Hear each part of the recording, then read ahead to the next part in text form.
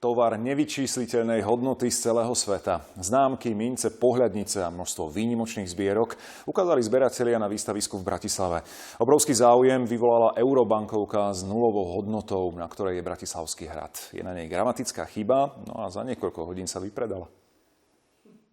Mimoriadnou vzácnosťou je tento zlatý dukát, odrazok kremnického guldniera. Tým, že bol vyrazený ešte v roku 1506, teda v stredoveku, jeho hodnota je takmer 80 000 eur. Je konkrétne 6 dukátový, teda vo váhe 6 dukátov, ale boli robené aj kusy vo váhe 10-12 dukátov a podobne.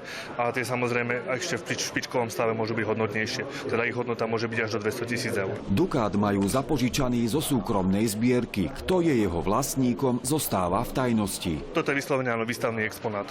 Nie je to mince na predaj. Dukát v hodnote luxusného auta je dôkazom toho, že zberateľstvo je skutočne vášeň. Rôzne unikátne zbierky z oblasti numizmatiky, filatelie, filokartie, rôzne medaile, minerály či drobné starožitnosti. Sú tu teraz rumunskí zberatelia, ktorí majú z rumunských baní veľmi zaujímavé kryštály, rudné minerály. Hľadať a zbierať vzácne kamene si vyžaduje aj zmysel pre dobrodružstvo. Zbaliť sa a vycestovať do krajiny na týždne alebo mesiace. Má tam trebárs nejakých známych, alebo tam dovolenkoval a donesie trebárs Tahiti zaujímavé tahitské perly. 180 vystavovateľov z 20 krajín, nielen z tých okolitých, ale aj napríklad z ďalekej Indie či Kanady. Vlastniť bankovky a používať ich je pre väčšinu z nás normálne, no vlastniť ich na zberateľské účely si vraj vyžaduje správne gény. Človek zberateľ musí mať niečo, taký naozaj zberateľský gén. Po čase po 5-10 rokoch zistí, že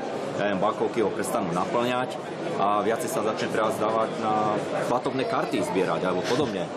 Sa smejete, ale je to tak. Dôkazom toho, že sa zbiera skutočne všeličo, sú aj eurobankovky s nulovou hodnotou. Tá bratislavská má ešte aj gramatickú chybu. Tá sa počas prvého dňa behom pár hodín aj vypredala. Nulovú eurobankovku majú aj ďalšie štáty eurozóny. Sú na nich kultúrne pamiatky danej krajiny. Myšlienka si získala nielen srdcia turistov, ale aj zberateľov. Peter Žatko, RTVS.